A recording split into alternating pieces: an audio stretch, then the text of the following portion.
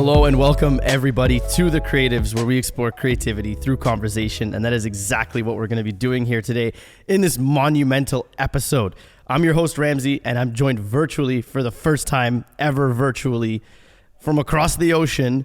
I'm joined by Mr. Matteo Bertoli all the way in Lisbon, Portugal. Now, Matteo, if you haven't heard of him, he's a very talented director and cinematographer. And he's also the founder of BUTTEry LUTs and BUTTEry Academy. And we're going to dive into all about that today. And he's got some really interesting philosophies on being a creator and filmmaking. And I'm very excited to get the opportunity to chat with you, Matteo, because I've been personally looking up to you, and you are probably one of the main reasons I own a Blackmagic cinema camera. So it's awesome to get the opportunity to chat with you, man, and learn about you. Yeah, I'm truly honored. Thank you so much for having me. Yeah, absolutely, man. And I love the buttery shirt. I want to know why, the name, the how, the why. We'll dive all into that. Before we go into this amazing episode, I'd just like to thank Midnight Hour Studios for sponsoring this show. Midnight Hour Studios is your blank canvas studio space where you can make your creative dreams come to life. And I'd also like to thank Pano Media for powering this production with all of the tools that we're using here today. Pano Media is your trusted source for high quality video and aerial video production. So without further ado, welcome, Mr. Matteo. How are you, man? Thank you, man. Thank you so much for having me. It's going to be fun. I'm good. Yeah. Good. Absolutely. We got a 5-hour time difference. In the cold Ottawa. Yeah. 5-hour time difference. It's really cold here today, but I find myself getting a bit more used to it as the winter progresses. The cold gets a little easier, but it definitely still hurts a little bit. So Matteo, you're all the way in Portugal. We're having a conversation across the ocean right now. And it's 5 hours ahead for you. So it's morning here. It's afternoon for you. But yeah, let's, I want to dive right into the episode by asking you, what does creativity mean to you? Ooh, what a question. We can unpack it slowly. Creativity, I don't know. I feel like it's something that, I would say something like, I don't know about creativity in terms of like painting or any other kind of form of arts, but I can tell you that in filmmaking, creativity is probably producing something that after many months or year, I can go back and watch it and be proud of it. I think it's something that, I'm proud to have shot. And, as a filmmaker, there's so many things that we do that we're not that proud, but this could be like, a personal project, and also like, maybe jobs that we're not too excited about, like a white background interview, right? So that's not really something I would love to go back and watch every once in a while. And then there are projects which could be personal project, but also like paid jobs where I really love the project and the process, the creative process behind it. And even after months or years, I go back and watch it, and I can feel something about it. That's pretty much what it is for me. Something that it's worth to watch again after many months, and not just only after a few minutes after you post it, because that's, you're gonna watch it and be like, it's cool. But if after many months or year you can still do it and be proud of it, I think that's what creativity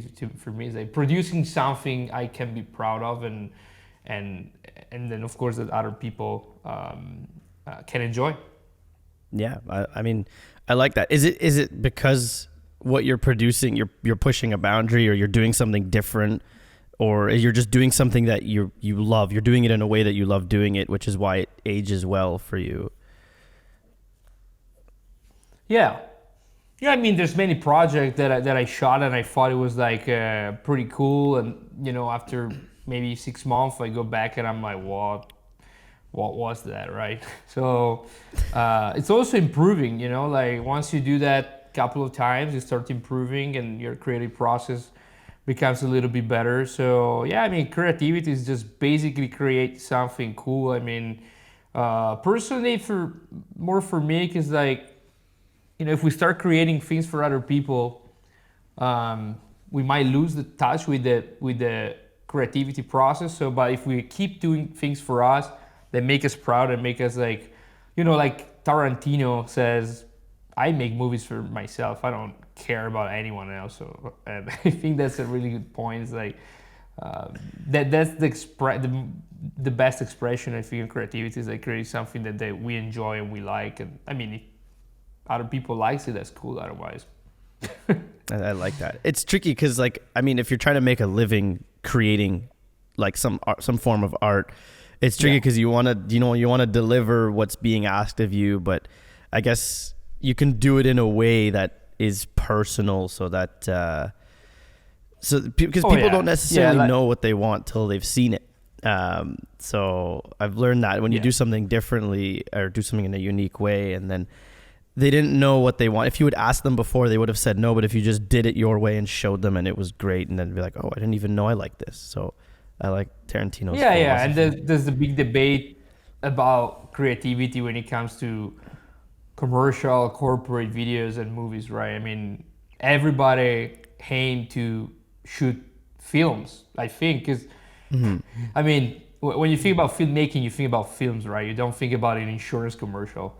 So this is also a very big debate too, where I mean, can we be creative shooting a white background interview? Yeah, but until a certain point where I think the maximum of the creativity, the project that I like to go back and watch the most are narrative project, whether they're longer form or shorter form, but that's pretty much what where you can see the most creativity, I guess. Like even documentary, there's a certain part of creativity in documentary, but it's not as massive as a film, as an actual narrative feature film or a short film. So that's, I think, that's where I see myself, like the most creative things come from narrative project, to be honest.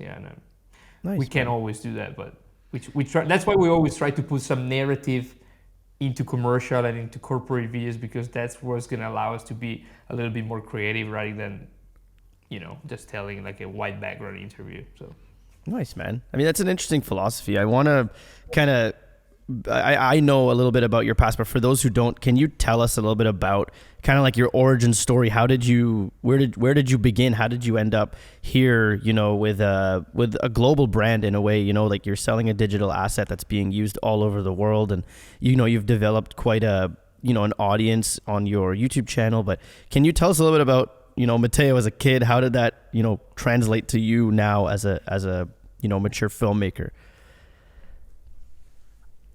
Yeah, well, I, kind of was always attracted by video, I would say, even when I was like a kid.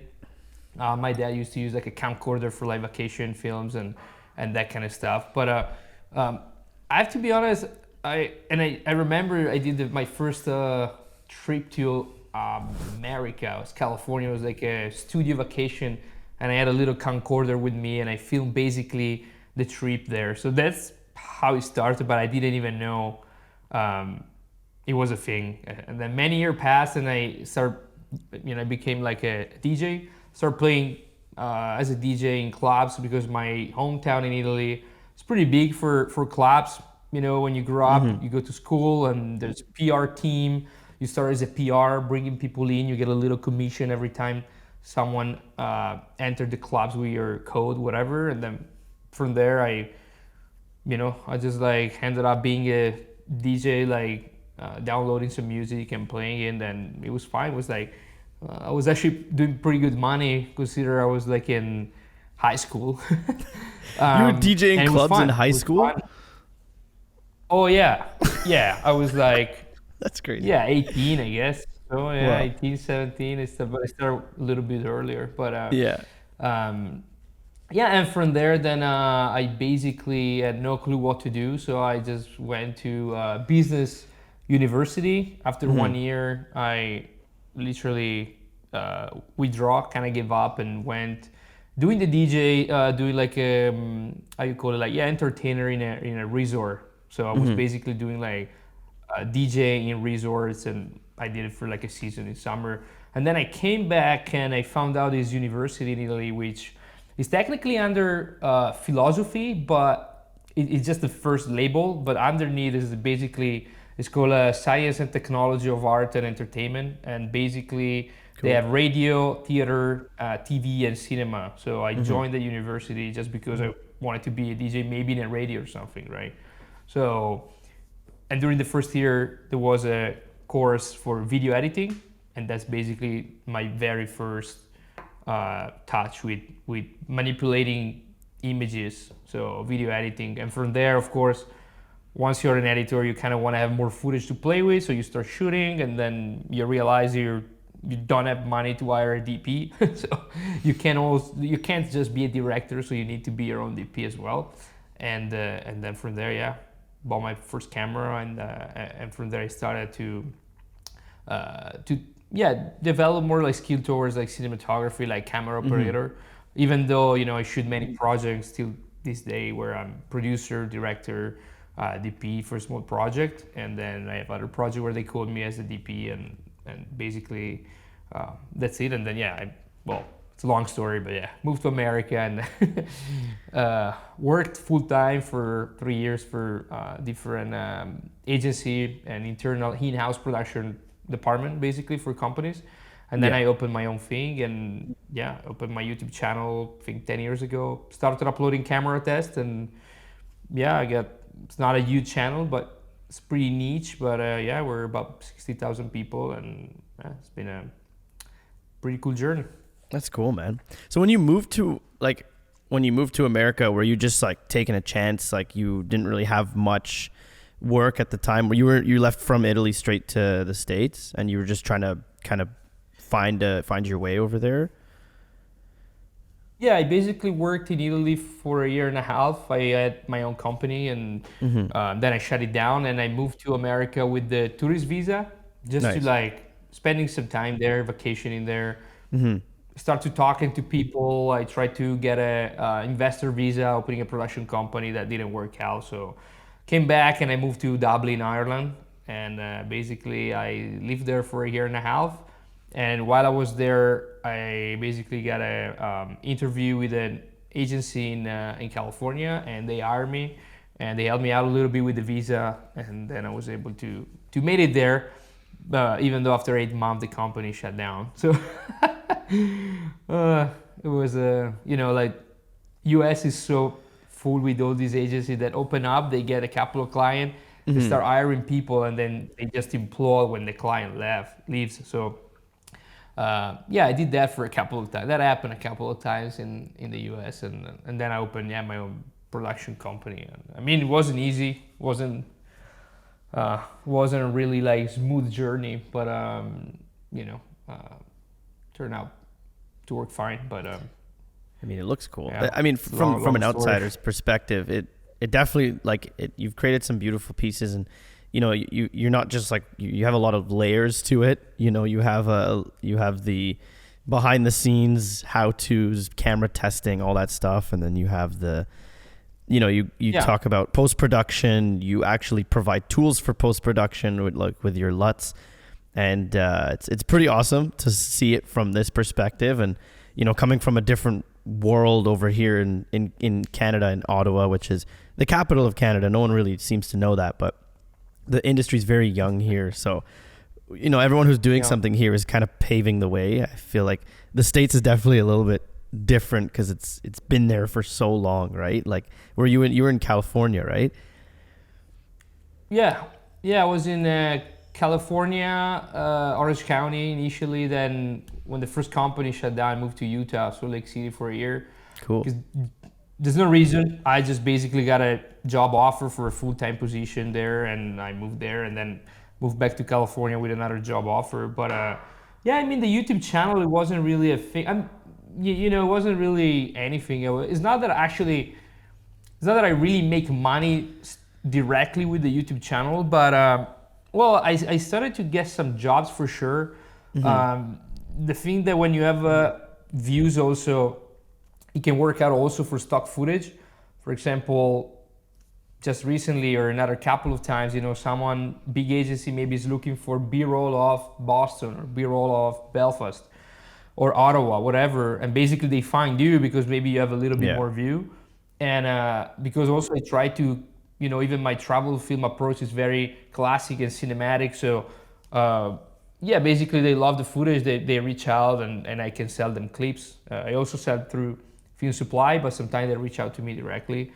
And also, as you said, with digital products, digital assets, it's not. I mean, unless you have like millions of subscribers and you make like 20 minutes long video that everybody watch for at least 10 minutes, it's gonna be hard to get reach or make money out of Google Ads. I mean, it used to be before, because if you think about it, when it started, people were becoming millionaire with just views and ads, but that's just because there were not that many people doing it.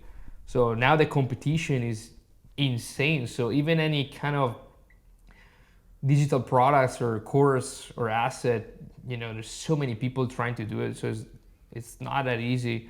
But if you do a great product, I think, and if you have a niche audience that trusts you and trusts your opinion, I think it's still possible. But it's definitely not as easy as it used to be. For sure, yeah. There's definitely a lot of people. I mean, you did get into it at a good time, but you... Not really, to be honest. I mean, 10 years ago, I guess it was still pretty busy at that time. Oh yeah, the YouTube, yeah, but the LUTs thing, it only started in 2019 after the Pocket 4K came out. And at the time, there were already so many LUTs, but the problem is that there was not really a good conversion LUT. So that's where we focus basically our attention, and me and this other guy, we start to, we're like, okay, we need to do a proper conversion LUT that is going to improve the quality of footage. Yeah, so like the conversion basically part. When you shoot, yeah. So basically when you shoot with your camera, right, you shoot log, and when the Pocket 4K came out, I was basically checking out the log footage and using the Blackmagic LUT to convert the footage. So usually every manufacturer give you a LUT lookup table to convert from log space to Rec 709 space. But basically, what I was noticing on the Pocket is that the highlights were a little bit too clipped. The image was a little bit too magenta, and I initially thought it was the camera. And then with this friend of mine, we started analyzing the footage and realized that there was so much more potential into that log footage. So basically, we put it side by side with an Alexa, and we tried to develop a conversion LUT that will be not necessarily mathematically accurate, but that was more pleasant. So better skin tone, better highlights roll off, better dynamic range whatsoever. And when I show people the Blackmagic LUT versus our LUT, I mean, there was no doubt. You could see the difference from YouTube, even with a compressed video. Yeah. And that, I think, was the big thing that people were like, wow, oh my God, that thing is crazy. Then so many other people trying to copy us and steal and whatever. But that was the how it originated. And then I checked the Sony footage, I checked the Panasonic footage, I checked all these cameras, and the problem was the exact same across the board. Too magenta, too red, eyelash a little bit too harsh. And basically, we came out with LUTs for basically all these other cameras. So we kind of support pretty much every single camera in the market now, except probably the Nikon and log, but just because not many people have it. But we're gonna come out with a LUT for that too. That's cool. I mean, it's a testament to what you've created. Is I'm applying a buttery natural Rec 709 Sony LUT into our camera, and that is the feed that's being fed into this podcast. And I use it on my Blackmagic. I use it for my DJI. I use it for my GoPro. So what I love about that is because I have cameras from different manufacturers, I'm able to match all of them using your LUT, because I don't think I have any other LUTs that are offered for Sony D-Log, S-Log, there's even C-Log if there's a Canon, and then there's the Blackmagic, and then there's so it's a pretty powerful tool. For anyone who's looking to get some LUTs. They're actually on sale right now. plug that in. Black Friday, check it out. I'm gonna put that in the description down below so you can check out what Buttery Luts is all about. But Yeah, we have a big sale now. yeah, it's cool. Going on, but yeah, as you said, like the thing is, we don't advertise it as a instant match, just because it's not really possible, because also cameras are calibrated differently in terms of white balance and tint. Even if you take two pocket, chances are the tint and the white balance are going to be a little bit off. But what I say to people, it is a really good starting point. You know, like I've been working with Panasonic, Sony, Red, Arri, and when you apply the battery natural, then with minimum grade, which is mainly like a little bit of white balance and tint, you can match them pretty easily. So, but yeah, I mean, it's a cool product, fun product. Made me met a lot of people around the world, even my YouTube channel, like you. Yeah. So it's always nice to think about it. It's cool. What is the name? Like Buttery. How did that even come to be? Buttery. It comes from vintage lenses, technically, where, you know, when you use a vintage lens, like a kind of Canon FD or a Leica, you say like, oh my god, that creamy bokeh. But my native speaker English friend said that creamy was not a good word to use. So, you know, like, so it was like, I was like, well, it's a buttery, meaning like, you know, like a very cool bokeh, like soft and all this kind of stuff. So I liked Buttery, and basically I call it Buttery Luts, and then we have the educational branch, which is like a Buttery Academy. And yeah, before COVID, I also was planning Buttery trips, and actually I already had like 10 people sign up. It was basically a 7 days workshop in a villa in Lake Garda, where we were filming models and learning about filmmaking, which I think is gonna come back. I just didn't have too much time to think about it, but it was a cool idea. And again, there were already 10 people sign up. That sounds fun. We're gonna do it again. I'd attend that. That sounds like an interesting 2-in-1 vacation and educational experience. And the Buttery Academy is cool because and you're shooting wine and food. Yeah, I know you like wine and food because you. I mean, so Matteo and I, we met in Montreal through my friend Felix as well, because Felix also is the one who actually showed me your YouTube channel years ago when the Pocket 6K Pro came out. We were doing a bunch of research and, you know, watching cinematic footage, and then you came up because you have a lot of Blackmagic videos, and we were checking out your videos, and then this was 3 years ago, and, you know, all these years later, Felix saw that you were coming to Montreal, and that's kind of when it sparked. He just said, hey, let's hang out, and, you know, I drove down from Ottawa a couple hours to go hang out because I had a little bit of a lull in the schedule, and I was able to make it happen. So, yeah, I know your passion for wine is inspiring. It was a fun dinner. It was. There's some good food. The veal tongue still made me feel a little weird. I'm not gonna lie. It's a strange item to eat. I thought about it way too hard, and I was just like, like I just think of a cow's face in his tongue. I know, it's weird.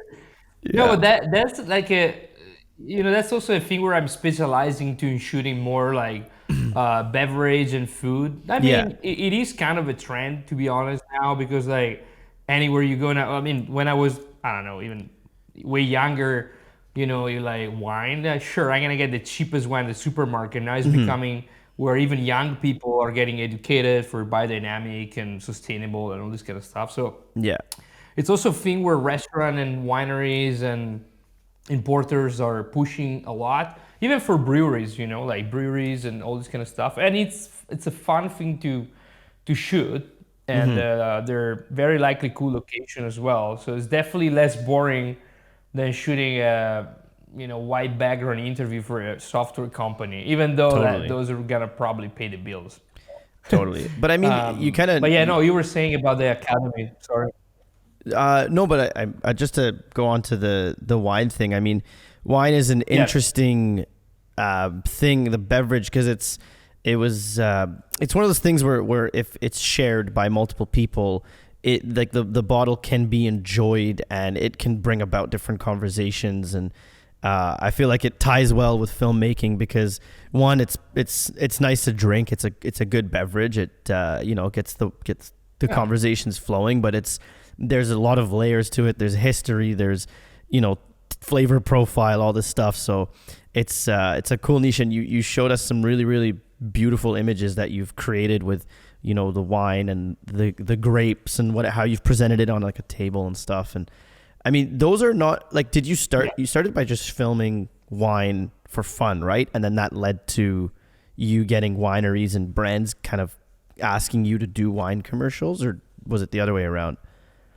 Yeah, the first thing I shot, I think it was for my friend in California, I think. Because basically I wasn't really into wine, funny enough, until we moved to this little wine country between LA and San Diego. It's called Temecula. Yeah. And basically there, all the friends we were hanging out with, I mean, what do you do in the weekend? You go to the wineries because it's a wine region, right? Yeah. Basically became friend with this guy, and I'm like, I think, because there's a lot of potential even to get like cool images. If you think about backlighting a glass with the wine flowing, and if you think about all the barrels and all the vineyard, the geometry, so it's a very cool thing to shoot, I would say. And you have so many, again, the vineyard, the vine, the grapes, the flares coming in, the tractor moving, the dust when they do the harvest, the glass pouring, a model, in this case a lot of time my wife, swirling the glass and drinking. So it's a very cool and cinematic subject to film. Yeah. And basically from there, then I shot another short documentary for a friend of mine in Italy. And when I can, I just do documentaries. And then, I also work with an agency that sent me basically in some big wineries in Europe to film for American importers. So they basically then load the video on tablets. They go to Costco or Lowe's or all this kind of store. That's and cool. With the 30-second video of the story. So I also work with this guy.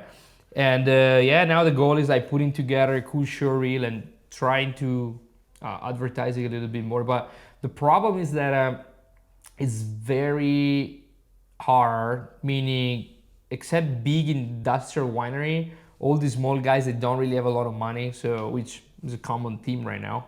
Kind of nobody has a lot of money for video. But if you can get into like the big commercial wineries, even if maybe the product is not as good, but I mean, they're still wineries and they pay the bills, and I mean then you can do on the side, you can do your own stuff, but at least they have the budget and a marketing department that allows you to be a little bit creative and deliver some cool content. So For sure.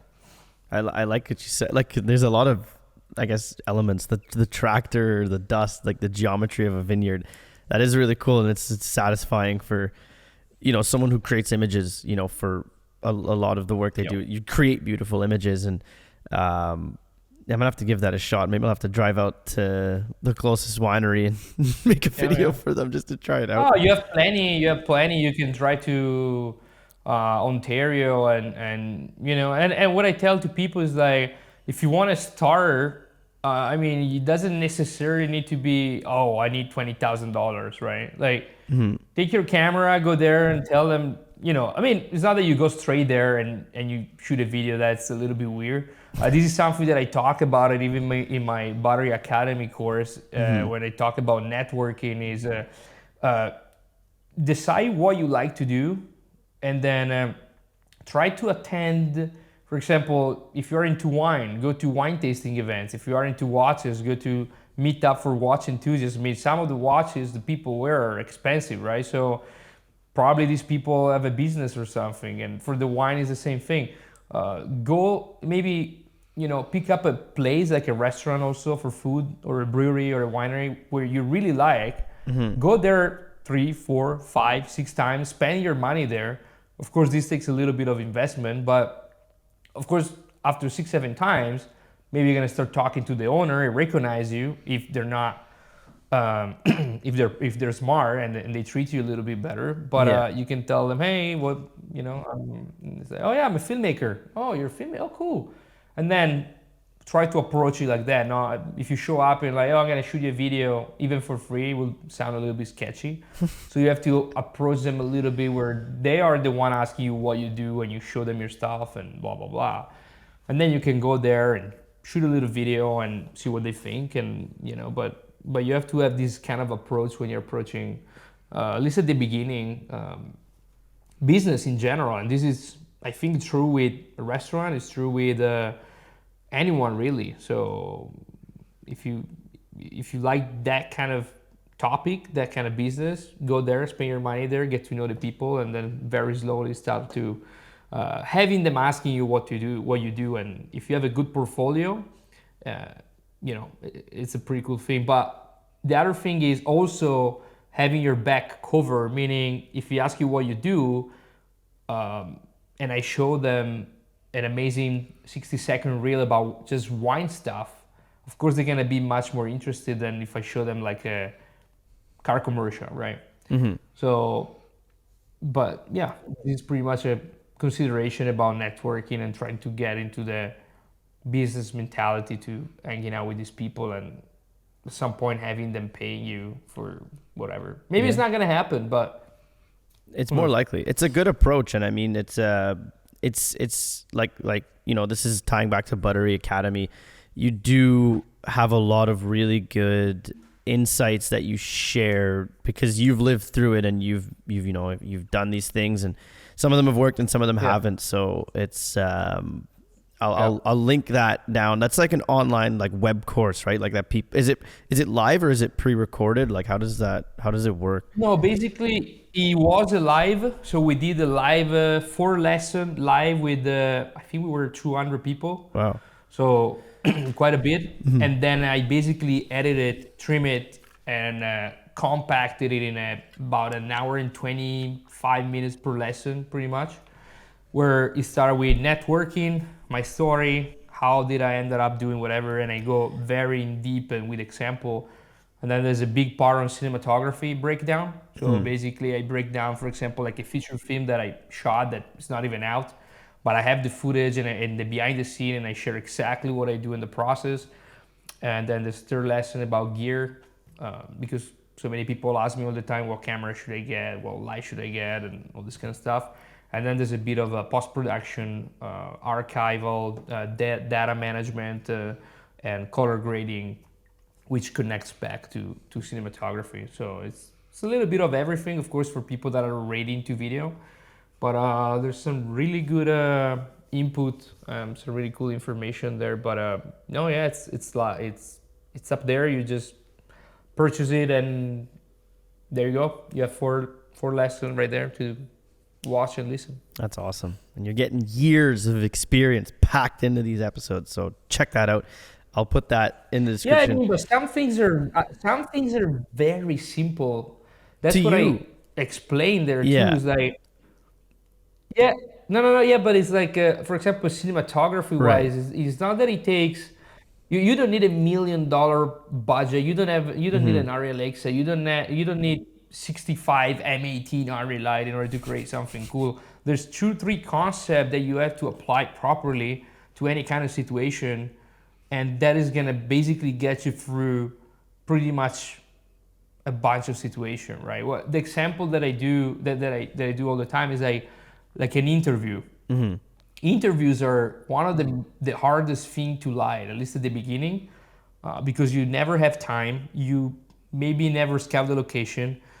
There's the client pushing and pressing, and you need to make something looking cool. Mm-hmm. And in the interview, it's basically you have all the basics of cinematography in that little scene where you need to get a light that is motivated. You need to have some contrast, but not too much. That depends on the job and the client. You need to get the audio to sound properly. You need to have a backlight. You need all this kind of stuff. So I think interviews are actually a really good exercise for people to play with for cinematography. So I want to ask you kind of, I know you've touched on it a little bit, but how have you kind of creatively like crafted your life around your work that you do so that, you can live that the way you do? Well, I don't know. No, some things just happen. Some things just happen randomly, not necessarily. I think in life you also need a bit of luck too. So you need to, of course, make things work. And I mean, it's not really luck. I mean, when you think about it, I left my home, my parents, my family in 2013, right? And I moved across the ocean. I stayed there for 3 months. I basically wasted 20,000 years I had in saving. I went back to Italy. I moved to Dublin, Ireland. I worked for freelance for a while. I basically almost gave up on filmmaking because after 3-4 months in Ireland, which in 2014 was insanely expensive, I basically applied for a job as an Apple iTunes customer service because I couldn't really, I needed money and the rent was expensive and my wife couldn't really find a job. So, Yeah. but after two weeks training there, thankfully a guy came and saved me, and they basically, they offered me a job, full-time job in their production company for a few months. And then, then I moved to California. After waiting 1.5 years for the visa, I went there, I moved everything there. After 8 months, the company shut down. I found another job in Utah. Take my U-Haul, drive up to Utah, live in Mormon land for, which I, by the way, yeah, it's a beautiful place, man. I loved it, but social life can be tricky, especially if you like wine and alcohol. But so we didn't have a lot of friends, but the place itself was amazing. After that, found another job in California, moved back to Temecula. After another 9 months, in America it works like this. They come one day, they knock on your shoulder, like, can you come to the office? Sorry, we need to lay you off because we don't have any more money to pay you. That's how it works. And from there, to be honest, I basically went back for 3 months in Italy, spending the summer, and then I was coming back to California to grab my stuff and go back home and figure it out. And then when I was there, those 2 weeks grabbing my stuff, they called me to shoot my first feature film in LA. And that kind of changed things, and I moved to LA. And then because I moved to LA, I met this guy. Because I met this guy, we made these lots. And because we made these lots, then, I was able to, through the YouTube channel, to be able to get to a point where, it was like the revenue, the cash flow was starting to flow, and it was not too bad, and I was not too oppressed by the clients and to shoot all the time. So that definitely helped. So I say it's luck, but it's been from 2013 up to 2019, it's 6 years of There's some big risks sacrifices, and oh yeah, big. I mean, what I'm getting is, and like, also you took huge risks to get to where you are, but then that put you in the position. I feel like you also you kept doing something you love. You didn't give up because things got hard. You didn't say, screw it, I'm quitting filmmaking and gonna get something else that's stable. You kept trying, and I mean, it's a testament to, if you keep following what you're passionate about, it will work eventually. Yeah, and I mean, to be honest, I mean, I still work 3 years full time, so that allows you to generate some cash flow, some income, and to save some money. So by the time they laid me off the second time in California, I mean, I didn't have that much money, but I still saved up a little bit that allowed me to be a little bit chill for 2-3 months, right? And be able to figure it out. If you have $2,000 in your bank account, you can't do that, right? And all those 3 years full time, I only had 2 weeks a year in vacation, so I could only see my family about 2 weeks a year. So it's not that easy, and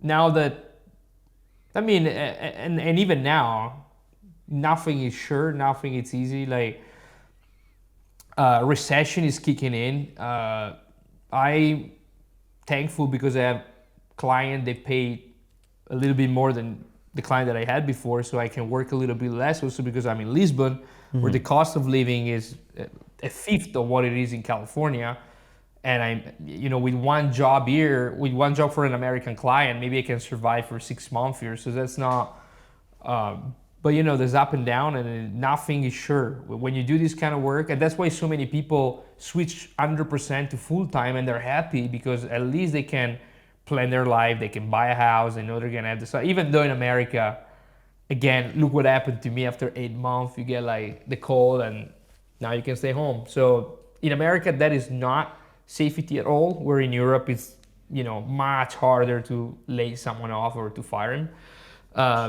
But yeah, man, if you want to do this job, you have to be kind of ready. Maybe there's some month is good and some month is crap. So, but I'm trying to build the channel and trying to expand the thing and try to create more products and just to sustain myself and not being 100% dependent on clients, because I also know people that work 30 days out of 30 of the month and they don't really have a life because they have to work in order to sustain themselves, which is not healthy neither, I think. So definitely not. That's interesting, man. Thank you for the insights into kind of how you did things and built it. And I want to ask you, like, what are some things that you, Matteo, like that you do as a human being that kind of empower you in your work?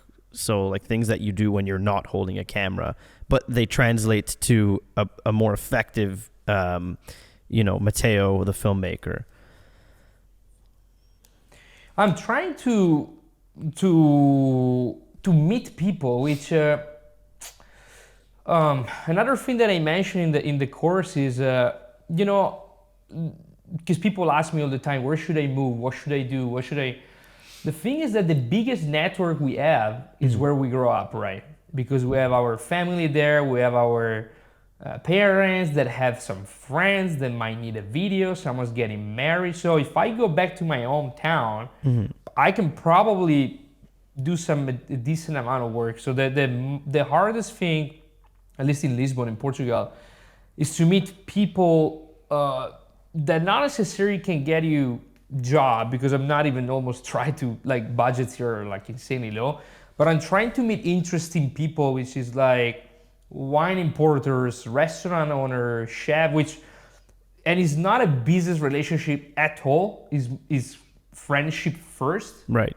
because I'm hanging out with chef and with wine importer and with sommelier that I could potentially talk about work with them, but it's mainly trying to build a solid network, and that takes time, because people think, oh, I'm gonna move in a new city, I'm gonna try to meet a couple people, and you need to build trust and true friendship, not the fake one that you see a lot in LA. I don't know about Toronto, but maybe. For sure. So that is hard, because you have to get people to trust you before even try that, and it's not even about work. Again, it's more about friendship and knowing as many people as you possibly can, and become friend and be a nice person, because then you never know that this guy, someone's gonna call him, hey, and anyone that makes video or something, and that is gonna translate that into having a gig. But I think what I'm trying to do now is I'm trying to meet successful people, business owner, and this kind of networking, which takes forever to build, man. Totally, because it's like especially considering that I've been moving every year since yeah. 2013. Yeah. So even in Florida is the last place where I lived. I forgot Florida. You lived in Florida, nice. And Tampa was building. Yeah, in Tampa Bay, and I was building my network. I was actually getting some decent work. I was meeting with DP, with gaffer, with director. I was doing short films, and then I moved because inflation, because the cost of living, because all these kind of things. So it's hard every time to rebuild a network, and I don't know. It's a maybe good I would have done philosophy. some different things if I look back, but. I'm really relying a lot on my YouTube channel or my digital assets and my international contacts to survive here. But I have to be honest. If I was in America, I was probably shooting more and getting more exciting projects than what I'm doing here. But I'm not sure now because macroeconomy is not looking too good in US neither.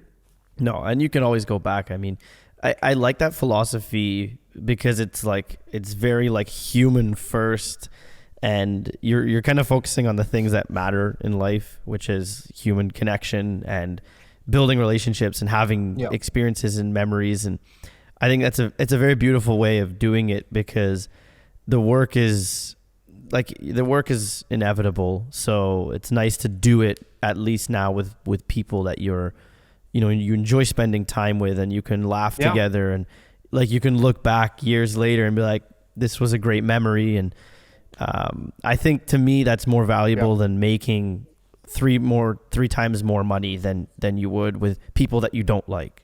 So it's a cool philosophy. Yeah. Oh, and don't get me wrong. Just to put it out there, like when you grow up, you want to be a DP. I don't know what. If you want to be a DP, your first thing, I'm moving to LA. I'm gonna try to become a union. I'm gonna try to do this, to do that. I do Mercedes, BMW. Mm-hmm. The problem is that I met when I was in LA. I met many of these people. And looking back now it could be cool, but you have to think that 97% of the stuff they shot, they don't even put in portfolio because it's garbage. It's like, they make money and they pay the bills, but they're still working 14 hours a day. They're eating out every single day for like catering. They're on a plane every 2 days. They make money that they can't even spend because it's not that guys, I'm gonna take a month off. You're gonna be completely forgotten in LA, and they're gonna replace you with another 3DP. So you can't even take the time off. So you basically make maybe you can make 15 grand a day. This guy that I indirectly know, he makes 16,000 a day working as one of the top DP in the world, but he can't spend living, right? So it's so that's what I'm trying to do, is working towards a way to be economical independent, and it's not easy because it's not easy with just courses and lots, which is basically the only thing that a filmmaker can sell. Right. And building a YouTube channel, trying to expand the audience and trying to get people into the circle, and maybe it's gonna evolve with a mentorship.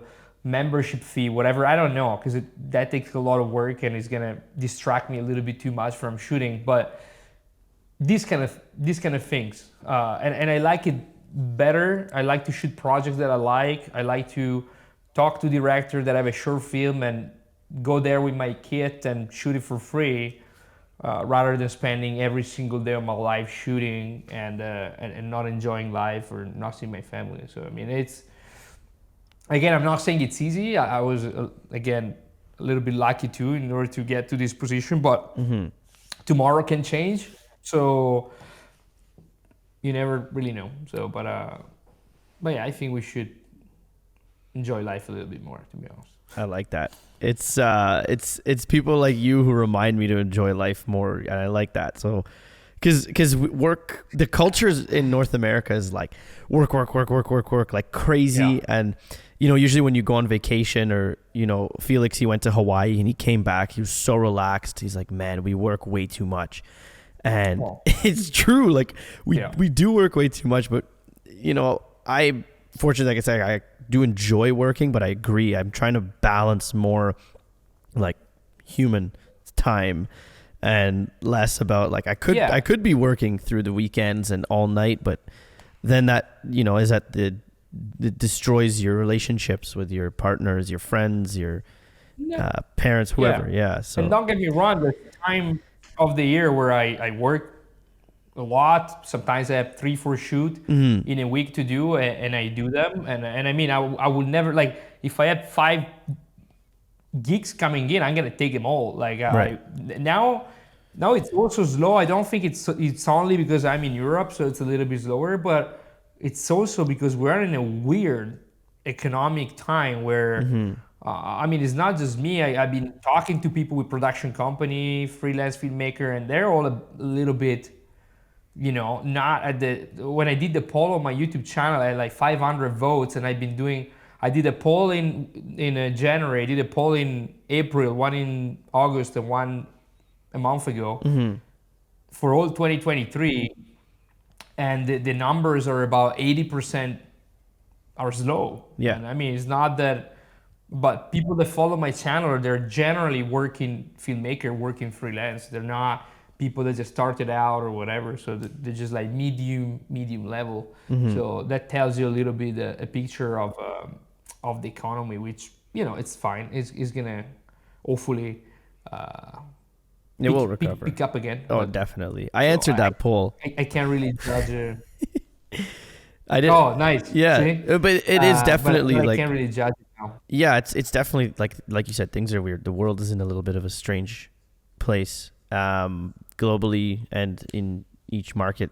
Things are weird. Everyone's a little tighter with their money, but it'll bounce back as it always has. Yeah. Just gotta stay kind of. Yeah. I like to take these opportunities to work on things that I've been putting off for a while.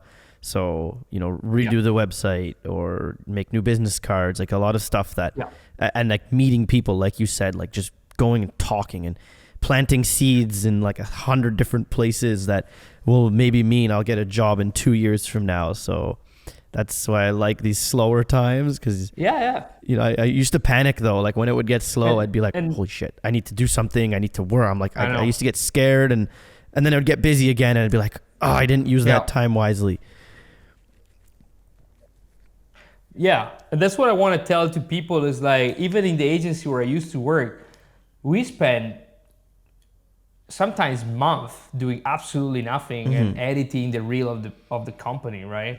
So it's not just you, like even bigger company, it's way scarier to be slow because they have to pay 25 salaries every month. So, it can be that sometimes you're slow, and as you said, you should focus on the website. Now I want to do my show reel. I'm gonna do my new show reel. I'm gonna edit the behind the scene of the new full short film coming up, another behind the scene of a wine shoot that I did in August, and another travel film, which I personally hate to do, and I wish I can hire someone full time to edit these things. But since I have a little bit of time, I'll do it myself. But you should create stuff that is gonna allow you to generate more work in the future. So use the slow time in your advantage for sure. Totally. Now, Matteo, like on the other side of like economy and stuff, there are like a seemingly endless amount of new creative tools that we see every day. New camera, new mic, new this, new that. Do you find yourself struggling to kind of make decisions and creative choices and like actually going and doing something because you have so many options?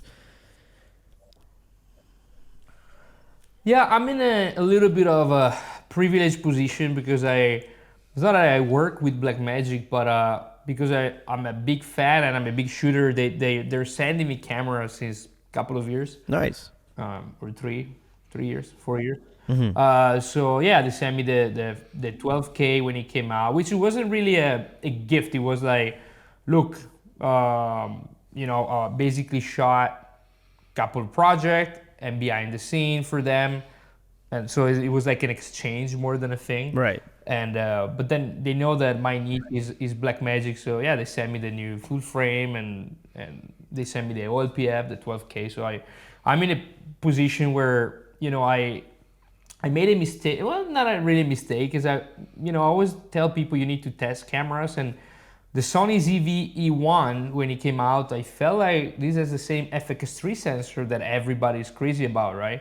I just saw an article actually today when the Sony FX3 won Best Invention of the Year on the Time magazine. That makes you think the insane power that Sony has, or whether they get multi-million-dollar budget movie to use their Sony FX3, whatever, because we can talk about it as much as you want, but objectively, I don't see any innovation. It's an amazing camera. Yeah. That shoots H.264 4K files in 2023. So, it's great. But basically, I bought this camera, the ZV-1, and it was 2,600 euros. So it's a lot of money. Yeah. And I shot with it. I put my Leica on it and shot a bunch of tests, and I didn't like it, so I just sold it actually, thankfully. Um, so I try to.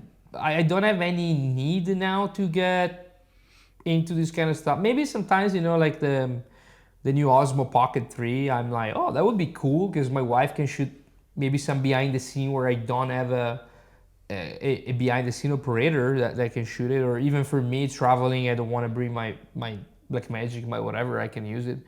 But yeah, you're right. There's so many options that I think the only thing we're missing is a cool story, and that's what I keep repeating to people. Is like, I wish instead of the 35th Sony in a year, we will have because I don't know how many cameras Sony are introduced. I think they're a lot. Like Fuji is doing great, Panasonic is doing great, but doesn't really matter to me the camera anymore. I mean, for me it matters just because I know Blackmagic very well and I know how it performs and how to get the best results. I'm sure people can get some amazing stuff with any camera, to be honest. But yeah, I would like to be able to find more cool stories to tell, to be honest with you, and that's been a little bit of a struggle. That's it. Especially in Europe, because in US there are a lot of people that are really good director, but they work, maybe they're engineers or they're car dealers or whatever, and so basically they're able to make their money in another way and then to invest that money, where in Europe everything is super tight. People here make €1,000 a month, so it's like in Portugal, in Italy, they make a little bit more, but it's incredibly hard to find people with a little bit of free time to put into short films or arts in general. So it's been a little bit of a struggle, to be honest. That's why I think documentary becomes a really good tool, because technically you don't need an art department, you don't need like actors. You just need a cool story. It could be a winery. This guy that I shot a film with, they make wine in clay pots like 8,000 years ago. It could be a guy living by himself on an island, building surfs. I mean, so I think documentary is going to become a pretty powerful tool in terms of like story that we have to tell, because narrative-wise, it's getting a little bit hard to find cool story. I have people sending me scripts all the time, but I like to commit and help people and do stuff for free, but only if the story deserves it. So so it's a little bit it's a little bit tricky. If someone to find sent cool you project, but if someone sent you a story that you were like, if someone sends you a script and you're like, this is amazing, would you do it? Would you shoot it? Yeah. Cool. Yeah. I like that. Yeah, I'm actually chat with a guy or a couple of guys for a story, but it's always the same, man. I'm available, I can do it, but then you don't hear back, and they're busy and they need to work, because at the end of the day you have to pay the bills. The cost of living, this is a big part also why I don't think there's too many creative projects anymore, because the cost of living is so insane that people really need to work 30 days a month in order to pay the rent. So while before it was a little bit more chill, where you're like, you know what, maybe I'm gonna take this part of my salary, put it in a cool project, and now it's becoming all like so expensive that people are also scared to create some sort of art or something like that. But Totally. but it's also about stories. It's about story. I like that. I always say it's super hard, man, to find an original story. Like I've been watching, I just been to the festival, I watch movies, it's hard to find a story that is not, it hasn't been told already, and without falling into but that already exists, but these already saw this, but you took inspiration from here. So it's a big struggle. I'm not a writer, I'm not a director, but I would love to shoot more narrative projects, and if the story is worth it, I'll do it. But again, think about it. Roger Deakins is having an incredibly hard time to find a script to shoot. I think he stayed 2 years and a half without shooting a movie because there wasn't anything. And I mean, if he can get good stories, how can we get good stories to shoot? Yeah. I mean, they're out there. I guess it just So- comes down to doing it in a different way, maybe. Because it's, I mean, humans have been doing things and have been around for a while. It's safe to say not much is original anymore, but it would be original to at least, it could be original to a lot of people still. If you're doing it in a place that's not overly saturated, but that is a tricky thing with social media, because everything's just like, it seems like everything's been done already, and then that's usually like it's discouraging to see all these videos. You're like, okay, what am I gonna do now? Like, there's no point. Yeah, and on my channel, every time I upload, like now I have this short film coming out, right? I'm absolutely sure nobody's gonna watch, or I mean, not that nobody's gonna watch it, but it's probably gonna have 1,000 views, 2,000 views. Where if I upload a video called Sony versus Blackmagic, it's gonna have 20,000 views. So it's like there's also this thing where I don't think there's that attention span. I don't know if you notice on YouTube. We started with 2 shorts in the app. Now we have 4. Like when you see Right? 4, like thumbnails. I don't know if you notice this. Yeah. So basically, if you open your YouTube app, at least mine now is like that, and I start scrolling, after the first video, after that, I used to have 2 shorts and then another video. Now I have 4 shorts.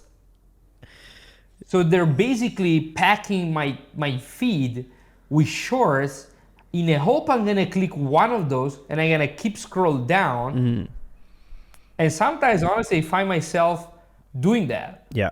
And I scroll down and I stay there for 10 minutes. I'm like, wait, I was supposed to watch this video and I forgot, because now they're promoting their stupid shorts, way more than long form video.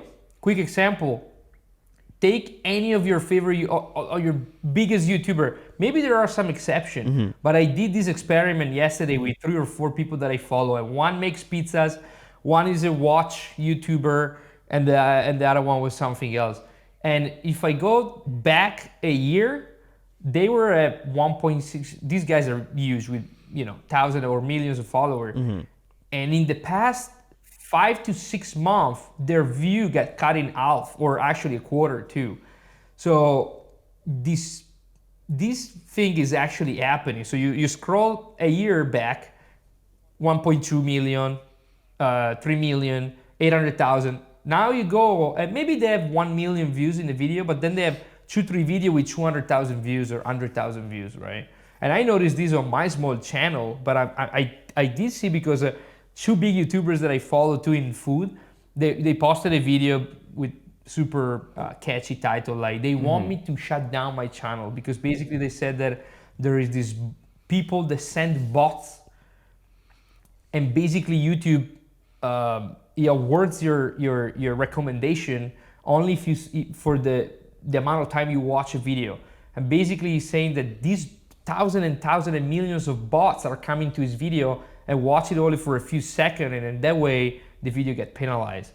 But I mean, that I don't know if it's true, but I do know that these results come from mostly shorts. So YouTube is pushing shorts at a point where shorts are taking most of the time of what people were spending on YouTube, and this is why you have all these even big YouTubers with millions of subscribers, views get cut in half or in quarter, like a tenth. It's crazy. It's tricky because it's like shorts thing. It's just a platform.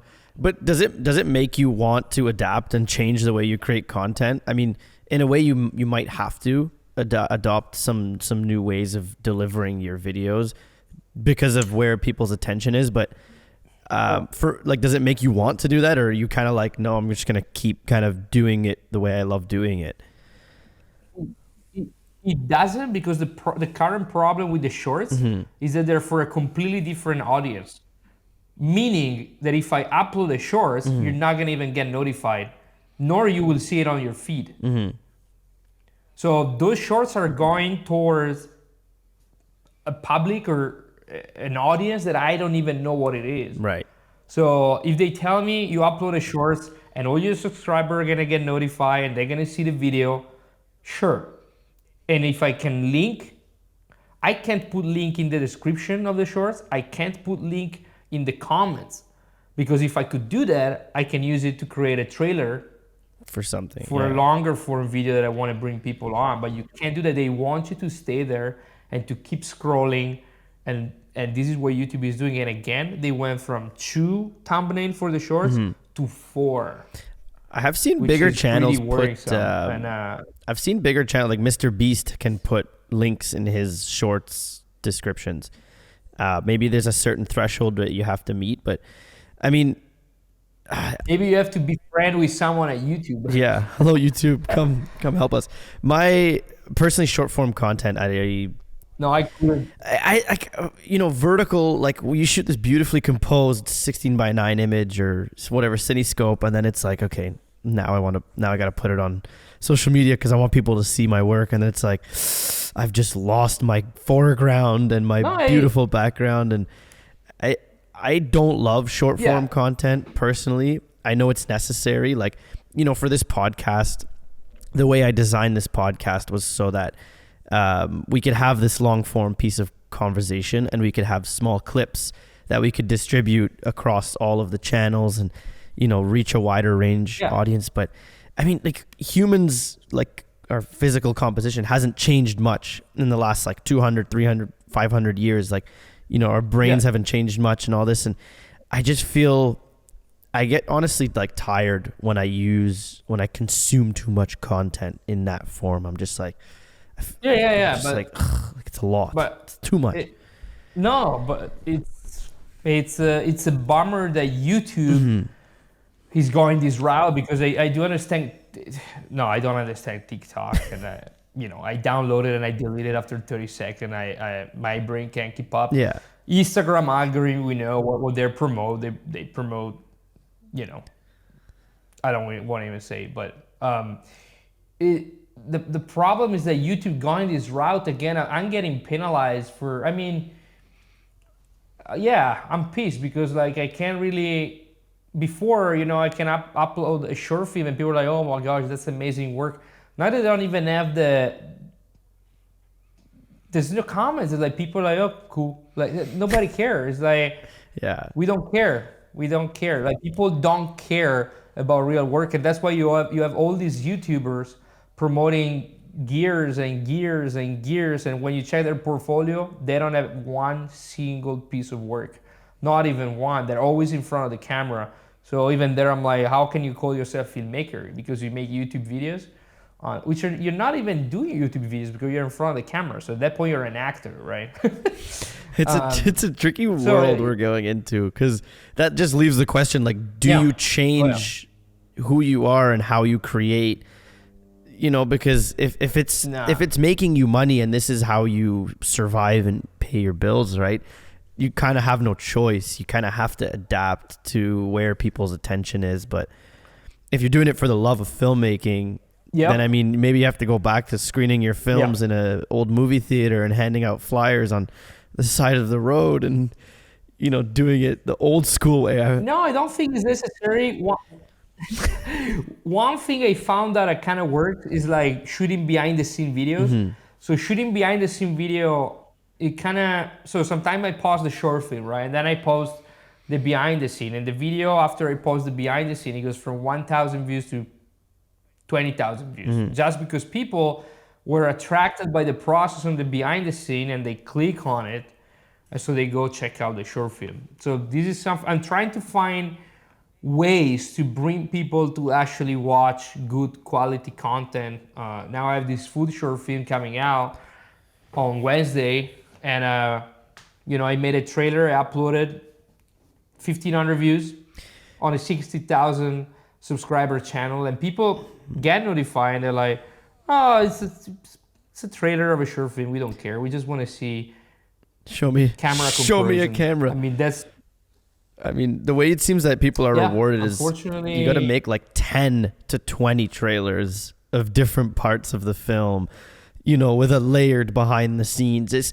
I mean, the level's just gotten, there's so many layers to the way people create and like captivate attention, and it's a bit tiring, I'll be honest, because you can't just do it. Yeah, I mean, I don't think we're heading in a very good direction in terms of filmmaking, like, because people also that now they grow up thinking that autofocus is normal.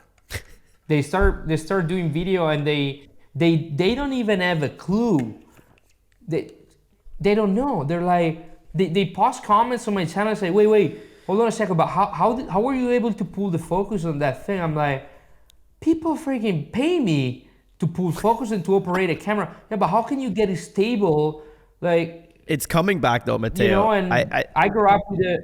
I think you can take comfort in the fact that it's coming back. I'm a huge advocate for handheld manual focus, and I've seen like several people around me change the way they shoot, even though they have an FX3 or whatever. Like they're doing it handheld, they're doing it and they're loving it. That's the best part. They're like, I feel free, and it's like RIP gimbal, and that's what I'm trying to promote on my channel. Is trying to, because I do understand that if you grow up, if you start filmmaking and you go on YouTube and how to make a video, and the first thing that comes up is, I don't want to make name, but this guy, and he tells you to do something, and this guy never shot one thing in his entire life, and he tells you, oh, you need autofocus, you need auto ISO, you need auto white balance, you need, like, that's not true. But because I learned about filmmaking in school and with manual cameras, I grew up with a T2i a Canon 550D, the T2i, or the 5D Mark II. Nice. And people are like, how could you pull the focus?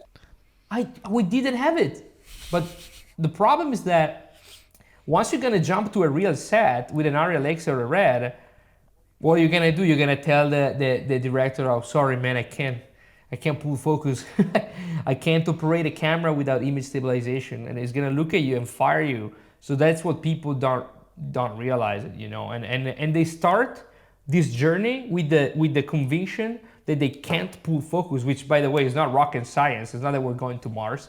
You have to turn the wheel, right? So it's good. Yeah, coming back. Save the manual focus. I have hope. Anything, and I have a little hope. There's hope, Matteo. Believe me, there is hope. It's just, it may not seem like it depending on where you look, but I think it's coming back. So manual. I find a lot of analog things are kind of having their renaissance. Everything. I feel like people are starting to be like sick of tech and everything just being done, and like analog things you do with your hands. I find all that stuff's kind of, it's having it's a renaissance, and shooting film photography is one of them for me, and just kind of like anything that's an experience that doesn't require electricity, I guess, which is, it's refreshing. No, yeah, it's true. It's become a refreshing thing to do, and it is empowering as well. And I mean, I'd like to stay hopeful for just the sake of me wanting to do this for a long time.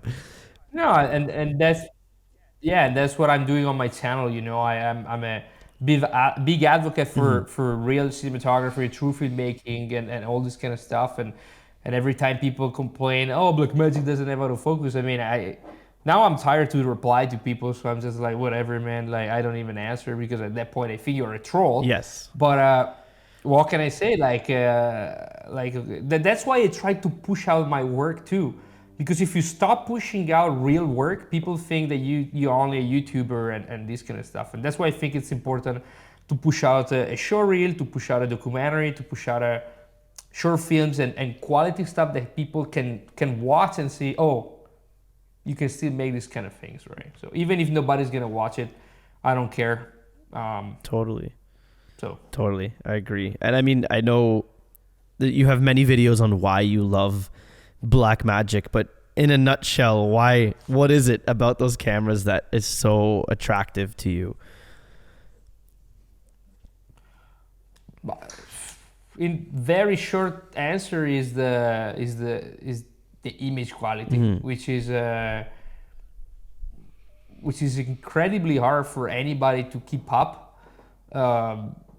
but I don't know. It's when I had the Sony and I shot with the Leica. I mean, I know what I'm doing, right? People may be like, oh, he doesn't know how to use a Sony. I mean, I do. I just use the same technique and stuff, but it just doesn't look quite like it.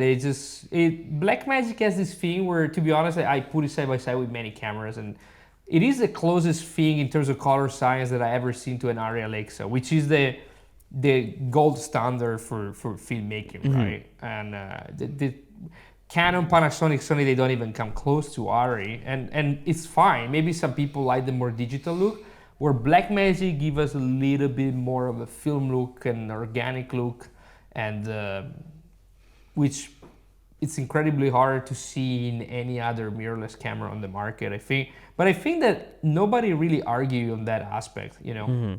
I have many people that shoot Sony and they're like, dude, I would love to jump on Blackmagic, but you know, I do events, I do weddings, and I just need image stabilization or autofocus. Even the reality is like, I was shooting events and wedding film with the original pocket and an 18 to 35 Sigma, so that is just another excuse that people use. You know, even when I was shooting wedding and events, I always try to deliver something cinematic, right? So the only wedding that I accepted, I was like, guys, I'm gonna make a 5 to 7 minutes video. Yeah. I had my slider, my pocket, and you can watch them on my channel. They're still up there. Yeah.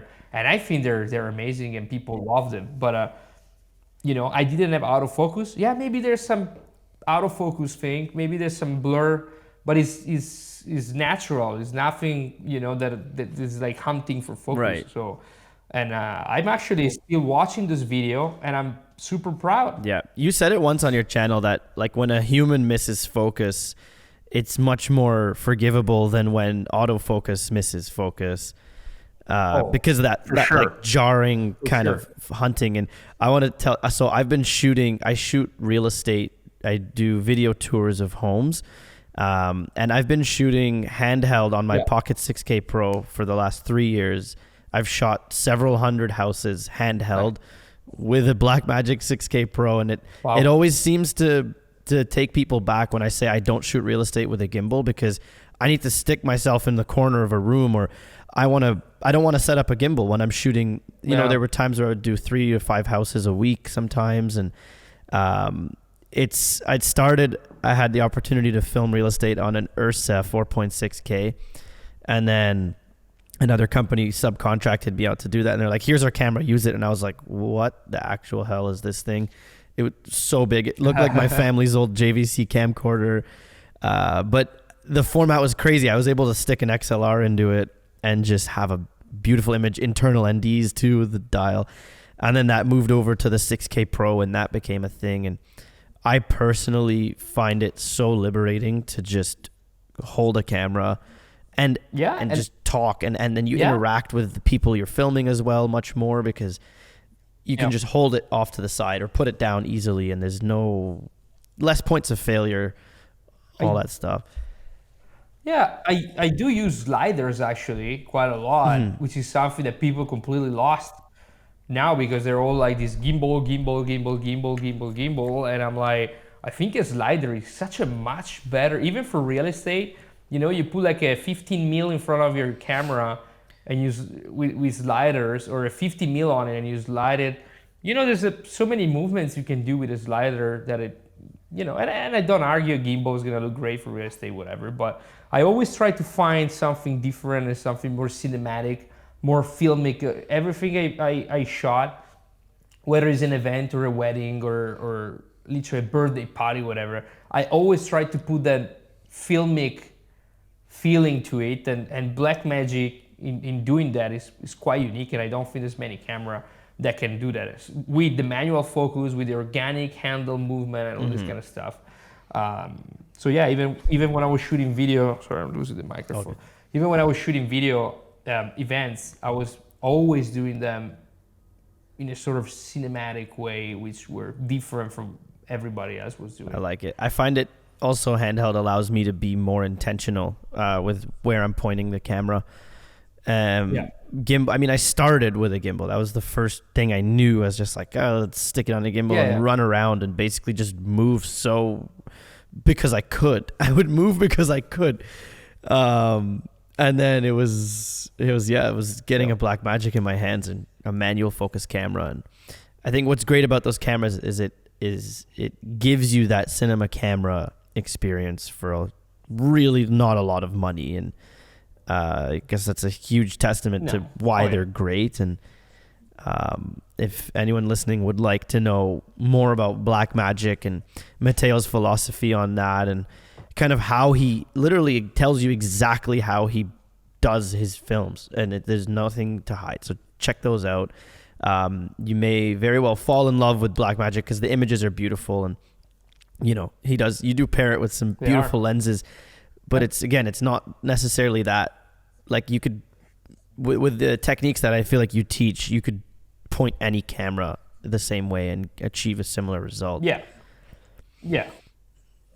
No, for sure. And I'm at a point where, I told you that Blackmagic sent me cameras, but could I buy an Alexa today? Yes, without any problem. Mm-hmm. Could I buy a Venice? Yes.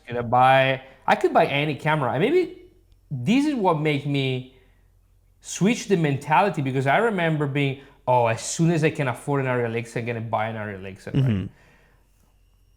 And then the 12K came out, and I was like, I don't need an Alexa. I mean, why should I need an Alexa? There's not going to be enough difference, to be honest. And I could buy anything, but it's absolutely, to me, it's like business-wise, like crazy to even think about spending.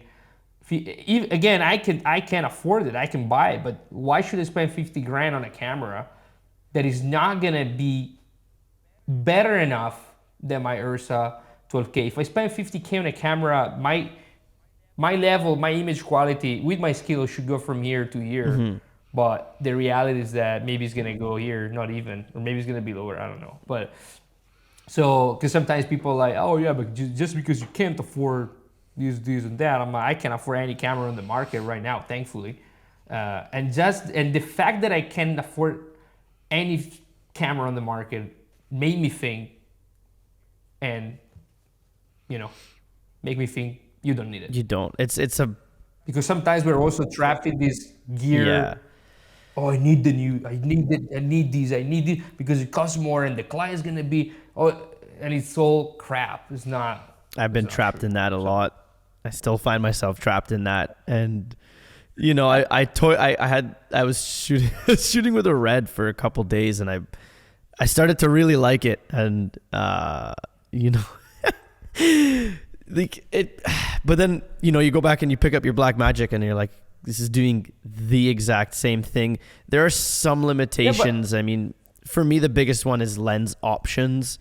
I want to be able to PL mount, and that's why I'm going to be changing my Pocket 6K Pro. I still haven't figured out what I'm going to replace it with, but I want to be able to rent a set of Cooks. That's what the full frame. Yeah. That's what the full frame is going to fix for you. Yeah. Because with the L mount, you can go PL easily. True. Which, now you also have the SP3, but back to Red, you said, right? Even Red, I'm like, can I get one? Yeah. But now, if you tell me that there's a client of yours that is gonna give you $2,000-$3,000 per month more only because you own a Red, and he can put down a written contract saying, I testify that I'm gonna give you $3,000 more per month if you buy a Red, buy it. Yeah. Like, it would be stupid not to, right? Because at that point you can offset the cost of the camera. Yeah. But I hear too many people saying, I'm buying a Red because I'm gonna get more client, and that's complete bullshit. Like, in 12 years I'm doing this, there's no one single time where I lost a job because of a camera. Right. I actually, most of my clients don't even know what a Red is or what an R is. They don't care. They simply just look at my reel, and they don't care what tool or what camera I use. So all these people thinking, oh, Red is gonna make me money, or oh, I'm buying $90,000 camera, so I'm gonna, and people also thinking, oh yeah, I'm gonna rent it. It's not that simple. You need a huge network of connection. Think if everybody in LA with an RA goes to their rental house, and they're like, hey, can you rent my RA Alexa? They were like, we have already 65 Alexa. Why should we rent yours? So, and that's why you go on ShareGrid in LA and you find Red for $150 a day and Ari Alexa mini packages for $300 a day. Because there's so many. Because everyone was trying to do it the same way. I mean, you said something to me. There's so many.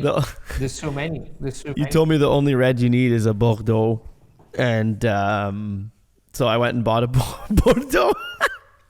And I had a nice bottle of French Bordeaux. It's a good red wine. And we had some steak, and it was amazing. And you know, it was only $20 instead of $10,000. But I as someone who's only really entered this space, let's say 5 years ago, it's easy to get consumed by, like, if I go on my explore page on Instagram, I see like 100 different rigs, beautiful looking camera, carbon fiber, beautiful like FX3, whatever, Sony Burano, all this new stuff. You see like the Red Komodo X, and you're like, oh my God, like these look so cool. And then I literally, what pisses me off is I go on the internet and I spend 10 minutes and then I want to buy something.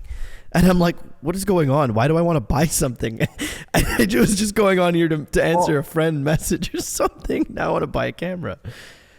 You want to see my Instagram feed? Is a bunch of bottles of wine, pizzas, and carbonara pasta. That is the way to do it. I stopped looking at that crap because there's another guy that goes on Instagram. He has zero work. He never shot one thing of his life. Yeah. But those are amazing rig reels. Mm.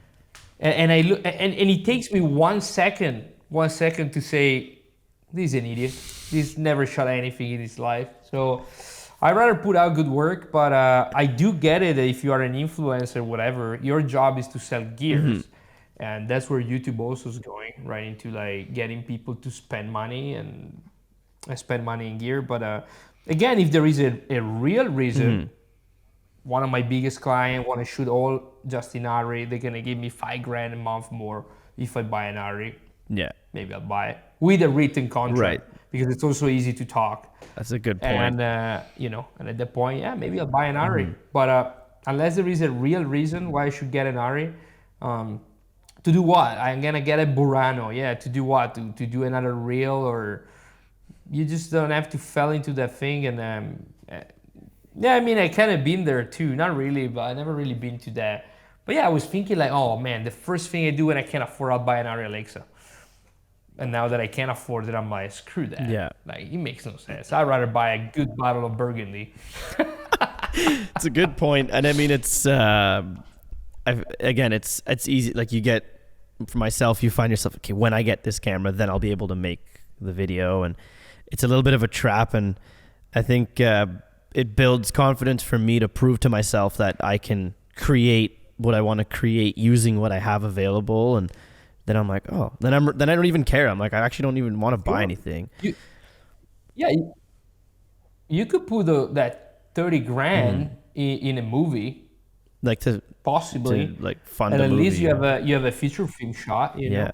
Yeah, fund a movie or a short film. I mean, with $30,000, you can make a pretty good short film, pretty high quality short film. So I would say something, just invest in making a movie, or if you find an amazing story of this guy in China or in Asia or in Brazil, whatever, just take a plane with a couple of guys, pay them the ticket and go there and capture an amazing story about this guy. I mean, it's probably a way better investment than dropping money for a camera you don't need, because let's be real here, you know, they make you think you need a Burano or an Ari Alexa, and then, you know, they're shooting movie with iPhone and FX3, and even though that was a marketing stunt, but still you don't need it. You don't need a camera to shoot a good movie. I mean, I've been seeing, because of the LUTs, I've been seeing stuff shot on the Pocket and on the Panasonic or Fuji that look fantastic. So it's a great one, man. There's really no point. I think that's an excellent philosophy to kind of wrap up this conversation in a way. It's invest in invest your money in like the people and the experience as a whole rather than the one item Yeah. that traps you into thinking it's what's necessary. Yeah. So who knows? Maybe I'll be taking a vacation with some people to go make a story about something somewhere. That's a good one. Yeah. Matteo, before we close, I want to ask you a couple like fun questions. What do you do for fun? What do you do? What does All Matteo do when you just want to have fun and enjoy yourself? I cook. Nice.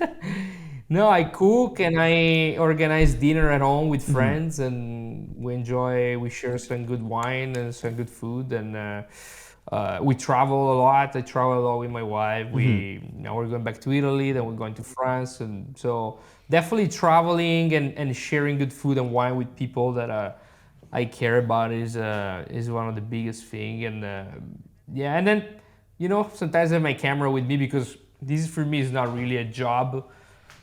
Meaning, like, for me, filming is just my passion and my thing that I do for fun. So sometimes I take my camera, I go travel and make a travel film with my wife, and not really for YouTube channel, I don't care, but it's a cool memory to watch after a few years. And we've been to London, or we've been to here, and I had that moment captured with my camera and my Leica. And it's quite amazing because you're basically making little films of your life or your trips. So it's pretty cool. But yeah, for fun now I just like travel, go wine tasting, go sharing some food. Nice. And getting old. Nice. Getting wiser, getting better, Yeah. I do work out a little bit nice. too. With the camera too. The guy running on the treadmill holding the camera. Matteo, if you could shoot in one, like, what dream location, dream subject, like unlimited budget, where would you go? What would you shoot?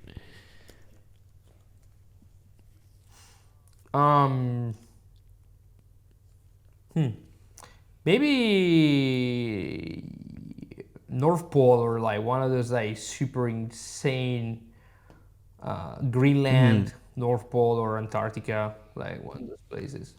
I don't know what I would shoot there, but Beautiful landscapes. that would be my dream location probably to film in. Yeah. Oh yeah. Yeah. I'm very, very about location.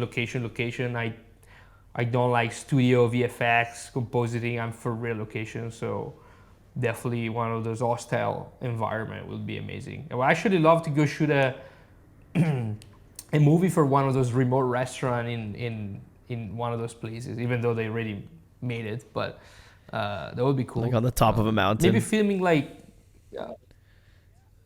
people from there, how they live, how they cook, what they eat, how they live. But like definitely has to be a stunning and breathtaking location, because that's what really makes, I think, a movie interesting. It's also the location. Definitely. It makes you feel it too when you do it and you're like, whoa, this is crazy. Matteo, if you're gonna go, you're going to battle, like, Spartan movie 300 style, you're running, charging at another 500 people, and you can bring one camera tool from your kit as a weapon, which one are you gonna bring? I don't know. Maybe my Leica 35 mil lens. As a weapon? Like a as a weapon. as a weapon. Well, yeah, I can hit. Yeah, you gotta hit. Then I'm gonna take it my slider. Nice. Slider, just Either my tripod or my slider. Yeah, probably the monopod can also work too. yeah. I'd probably take a C-stand or something hard, like. Oh yeah, I don't have C-stands. That's why. No, I will take definitely a slider. Nice. Not about anything that you can hit with was good, I guess. One more question, Matteo. What is your favorite focal length to shoot with? If you had to pick one. On a full, no, I would say on a 35 mil 35 mil, that's the one. in general. Regardless of full 35 frame mil. or crop. Well, with the thing where, if it's an actual Alexa S35 or a Ursa S35 where the crop is 1.3, or a full frame 35 mil. On a crop like the Pocket, 1.56, maybe a 28, or a 35 mil equivalent, I would say. But in general, 35 millimeter is the most cinematic and narrative feature film lens you can possibly use, I think. Nice, man. I'll take the rest of your lenses if you don't want them then, and then keep the 35. Yeah, I can throw this 28 mil. Yeah. I have a 28 mil on the full frame now if you want it. That's what you're shooting with now? But yeah, this is I'm actually shooting on the Leica R 28 mil. Mm-hmm.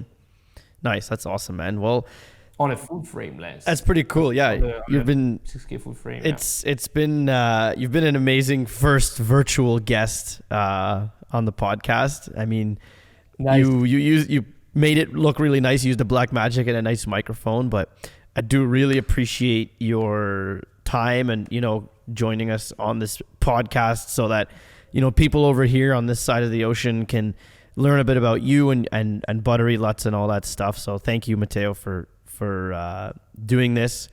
Thanks so much for having me. Yeah, my pleasure, man. And I just like to say thank you, listeners, for watching. TheCreatives is available on all major streaming platforms, wherever you like to get your podcasts. We've got a YouTube channel, Instagram, and it's this podcast is dedicated to exploring creativity, and we explore that through conversations with people who kind of embody creativity in the forefront of their efforts. So thank you for joining us. Make sure to check out the description where we're going to link all of Matteo's stuff so that you can take your filmmaking to the next level using what he has to offer and teach you. Check out Midnight Air Studios and Pano Media as well. And for now, thank you for watching, and don't forget to enjoy yourself.